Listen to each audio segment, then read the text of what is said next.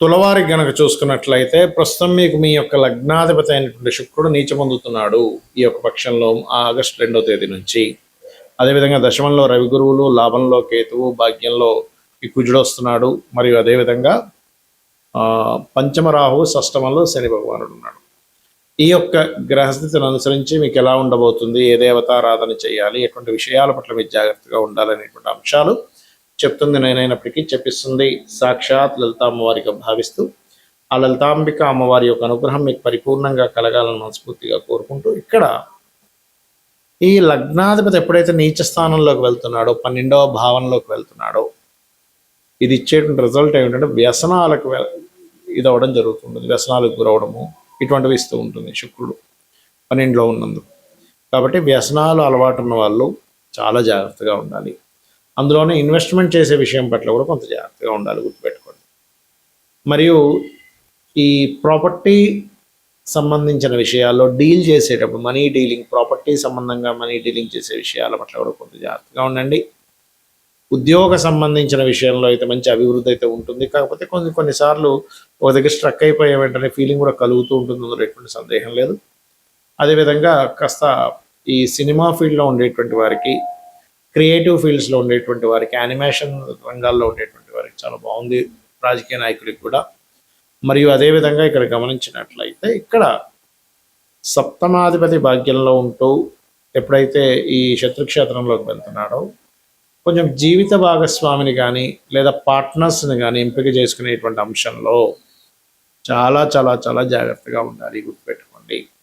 ఇక మీరు నిత్యము చేయవలసినటువంటి దేవత ఆరాధన ఏమిటి అని చెప్పి చూసుకున్నట్లయితే ఇక్కడ మీరు నిత్యము కూడా దుర్గా అమ్మవారి యొక్క ఆరాధన చేయండి. అయితే కొంతమందికి ఉద్యోగంలో కొంత స్ట్రక్ అయినట్టు కూడా ఉంటుంది అని చెప్పాను. కాబట్టి ఆ యొక్క ఇబ్బంది తగ్గాలి అంటే ఓం మాణిక్య మకుటాకార జానుద్వయ విరాజితాయ నమః చేసుకోండి. లేదంటే వ్యసనాలు బారవుతున్నారు అన్నప్పుడు ఓం పదద్వయ ప్రభాజాల పరాకృత సరోరుహాయే నమః చేసుకోండి. అన్ని విధాల మీకు బాగుంటుంది. ఇక్కడ ఏంటంటే మనకి గ్రహం ప్రతి నెల ఏదో ఒక గ్రహం మారుతూనే ఉంటుంది. కొన్నిసార్లు ప్రతి 14, 15, 16 ఈ తారీఖుల్లో రవి మారుతూ ఉంటాడు. దాంతోపాటు శుక్రబుధులు కూడా ముందు వెనక్గా మారుతూ ఉంటారు. శని అయితే 2.5 సంవత్సరాలకి, గురువు అయితే సంవత్సరానికి ఒకసారి. ఇప్పుడు అతిచారంలో ఉంది కాబట్టి ఎవరి 4 నెలలకు ఒకసారి మారిపోతూ వచ్చింది. అదేవిధంగా రాహుకేతులు సంవత్సరంన్నరకి మారుతూ ఉంటారు. చంద్రుడు అయితే 2.5 రోజులకి.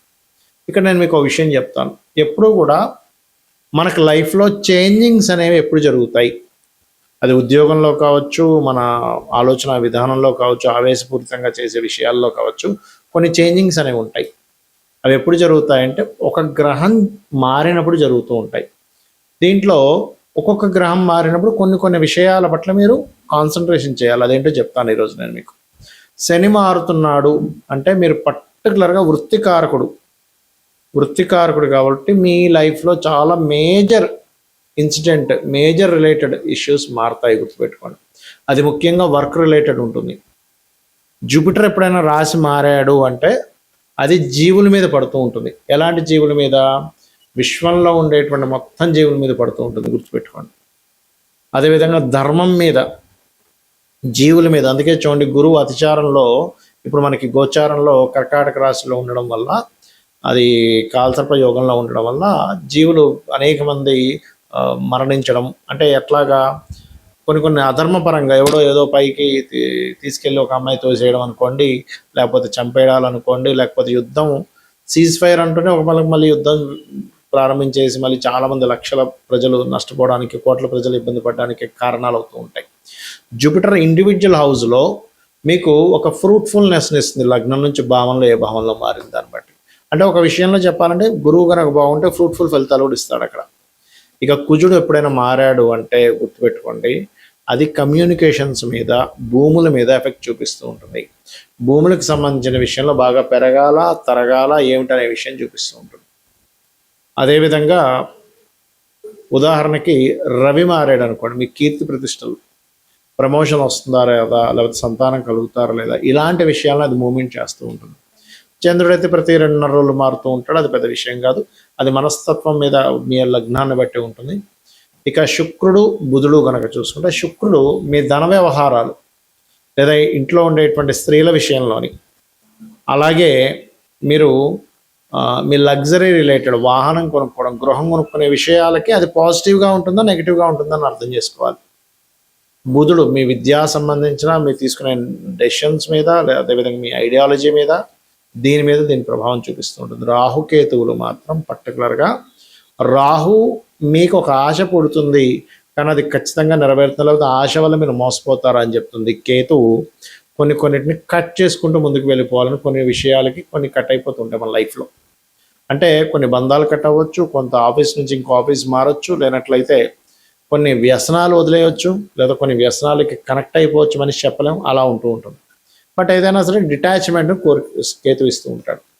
అయితే ఎప్పుడైనా ఒకటే గుర్తుపెట్టుకోండి, మీకు గ్రహస్థితి బాగుండాలి అంటే ఏ గ్రహం మారితే ఆ గ్రహానికి సంబంధించిన దానం ఇవ్వండి. ఫస్ట్ ఆఫ్ ఆల్ గుర్తుపెట్టుకోండి. లేదా ఆ గ్రహం ఏ గ్రహంతో కలుస్తుందో దానికి సంబంధించిన దానం ఇవ్వండి. అలా ఒక్కొక్క గ్రహానికి చూసుకుంటే రవి అయితే సూర్యుడు, చంద్రుడైతే చంద్రుడు 2.5 మారుతూ ఉంటాడు కూడా పర్లేదు, శివాభిషేకం చేసుకోమంటుంటారు. అందుకే ఎందుకంటే చంద్రుడు 2.5 రోజులకు మారుతూ ఉంటాడు, రోజుకో నక్షత్రం మారుతూ ఉంటాడు.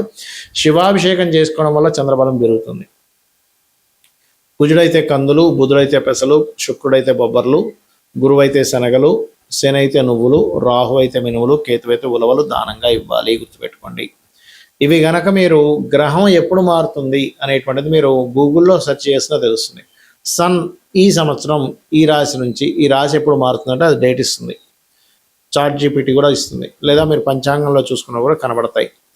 పంచాంగంలో చాలా స్పష్టంగా ఏ గ్రహం ఎప్పుడు మారుతుంది అనేటువంటిది ఇస్తూ ఉంటారు. ఆ రకంగా మీరు చూసుకుంటూ ఉండాలి. గుర్తుపెట్టుకోండి. ఇలా చూస్తూ మీరు నిత్యము కనుక మీ యొక్క పూజా గదిలో నిత్య దీపారాధన ముఖ్యంగా అలవాటు చేసుకోండి. నిత్యము ఒక ఆలయానికి వెళ్ళడం, మీ ఇంటికి దగ్గరలో ఏ ఆలయం ఉంటుందో చాలా దగ్గరలో ఉండే ఆలయానికి వెళ్ళడం ప్రాక్టీస్ చేయండి. ఫస్ట్ ఆఫ్ ఆల్ రోజు ఆలయానికి వెళ్ళడం వల్ల పిశాచ యోగాలు పట్టవు. మనకు గుర్తుపెట్టుకున్న పాయింట్ నెంబర్ 1. ఎందుకంటే మన గ్రహస్థితి ఒక ఎత్తు అయితే పిశాచ యోగాల వల్ల మన ఆలోచన విధానము, మన అలవాట్లు, మన అడిక్షన్స్ ఇవన్నీ జరుగుతూ ఉంటాయి. అది క్లియర్ అవుతుంది. గుర్తుపెట్టుకోండి. ఇలా చేయండి, ఖచ్చితంగా మీకు మీ యొక్క జీవితంలో ఏదైతే ఇబ్బంది పడుతున్నారో ఆ ఇబ్బంది నుంచి క్లియర్ అవుతుంది. అలాగే సంవత్సరానికి ఒకసారి అయినా 6 నెలలకు ఒకసారి అయినా క్షేత్ర దర్శనం చేసుకోండి. అన్ని విధాలు మీకు బాగుంటుంది. అయితే ఎప్పుడు కూడా మీరు దానం ఇచ్చేటప్పుడు గుర్తుపెట్టుకోండి, దానంతో పాటు వస్త్రం కూడా ఇవ్వాలి. అంటే గోధుమలు ఇచ్చేటప్పుడు ఆరెంజ్ కానీ రెడ్ కలర్ వస్త్రం కానీ, బియ్యం ఇచ్చేటప్పుడు వైట్ కలర్ వస్త్రం ఇవ్వాలి. కందులు ఇచ్చేటప్పుడు కూడా ముదురు రెడ్ కలర్ ఇచ్చినా పర్లేదు, కందులు దానం ఇచ్చేటప్పుడు. అదేవిధంగా పెసలు కనుక దానం ఇచ్చేటప్పుడు మీరు గ్రీన్ అంటే మన గ్రీన్ కలర్ వస్త్రం బ్లౌజ్ పీసెస్ ఇవ్వచ్చు, లేదా మీరు ప్యాంట్ చొక్కా షర్ట్ చొక్కా ఇస్తాను, మీ ఇష్టం అది. అలాగే గురువు అనుకోండి yellow colour or cream colour, శని అనుకోండి బ్లూ ఆర్ బ్లాక్ కలర్స్.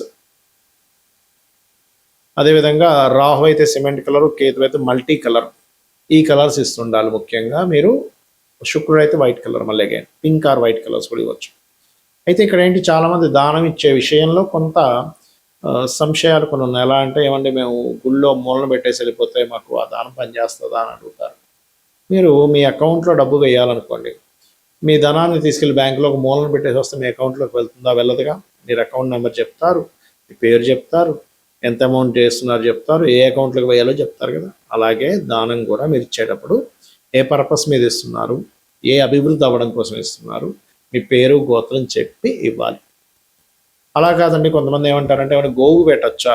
గోవుకి పెట్టచ్చు, కానీ ఈ పదార్థాలు కాదు. గోధుమ రవ్వ పెట్టచ్చు, బియ్యం పిండి పెట్టచ్చు, లేకపోతే క్యారెట్స్ పెట్టచ్చు కందులు బదులుగా, పెసలు బదులుగా ఆకుకూరలు తినిపించవచ్చు, నువ్వులు బదులుగా బెల్లం పెట్టచ్చు, మినుములు బదులుగా ఉండలు పెట్టచ్చు, ఉలవలు బదులుగా గ్రాసం పెట్టచ్చు. ఇలాగా శుక్రుడికి బొబ్బర్లు బదులుగా మనం తీపి చపాతీలు పెట్టచ్చు. అంతేగాని ఈ పదార్థాలు డైరెక్ట్ పెట్టడం కంటే కూడా అలా పెట్టడం అనేటువంటిది మంచిది.